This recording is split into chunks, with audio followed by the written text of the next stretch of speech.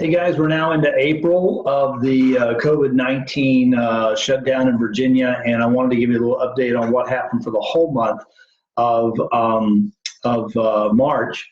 And so I wanted to bring up this presentation here real quick of what's going on since we got through March, wondering what was going on with the market in Northern Virginia. So what we're taking a look at here, a couple of things, is the new listings and the new contracts being written. So the first thing I want to take a look at is, obviously, when you're looking at what happened here in the beginning of the month, normal March, most new listings are entered in on Thursday and Friday. So here we see, yep, a lot of new listings, This is all normal traffic. And then school was canceled, and we started seeing a dip in the number of listings that were coming on the marketplace. So we definitely saw a little bit of dip when school went into shutdown. And so then the next week, definitely a time when people started saying, well, I'm just going to hold off and see what happens. So definitely we see a shortening there. The other part of the contract is, here's the listings, now there's the buyers. What are they doing? Same type of thing here. Most contracts ratify on Monday and Tuesday. People get through the weekend, and Sunday, Monday, Tuesday, they come in and they do their offers. Same type of thing as we see here. The activity is waning. Again, once school was canceled, people pulled back. And not only did people pull back, but sellers pulled their listings off the market, so the inventory was not there.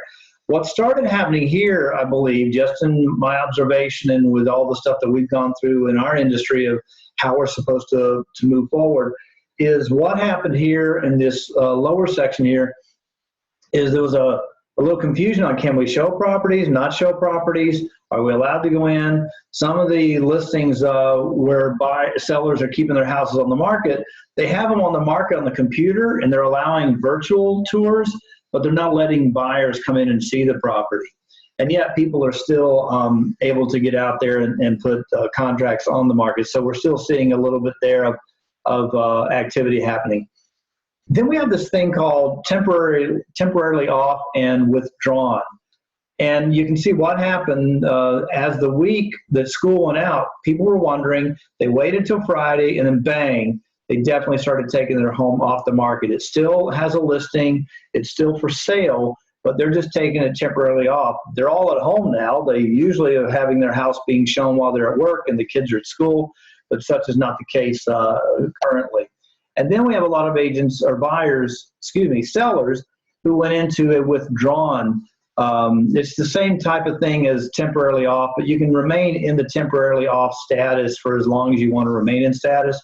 Withdrawn, you have 2 weeks that you can stay in withdrawn status, and then you have to just input it into the computer anew.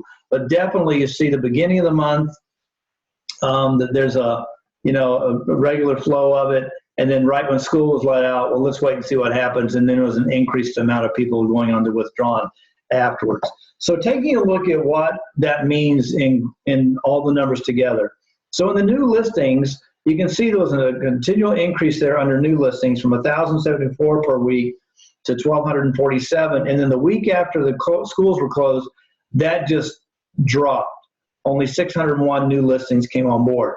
Now, people are still writing offers under contract. 734, 856, almost 1,000. Then they drop back to 450. But still, that's about 500 people who are still wanting to go out there and buy a property the week that we started shutting down in the area. Temporarily off took a surge in the third week, and withdrawn is also gone up a little bit in those last 2 weeks of March. So what we're seeing here is just on the averages, and just in case you want to keep up with this kind of data, the temporarily offs, the average price was $774. The withdrawns, the average price was $825.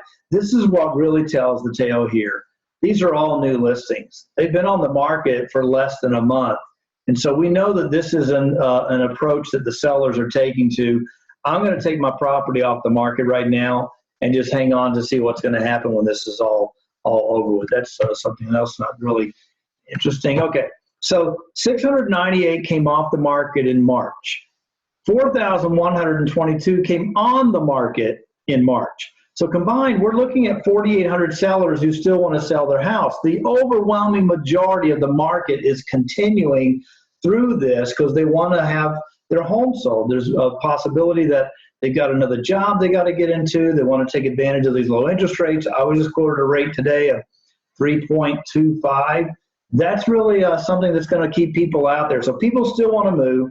Sellers still want to sell. Buyers are still looking for a great house to buy. So if you're looking to buy or sell or rent or something like that, reach out to your realtor. There's still opportunity that's going on there. You just got to look at how you're going to do that. All right.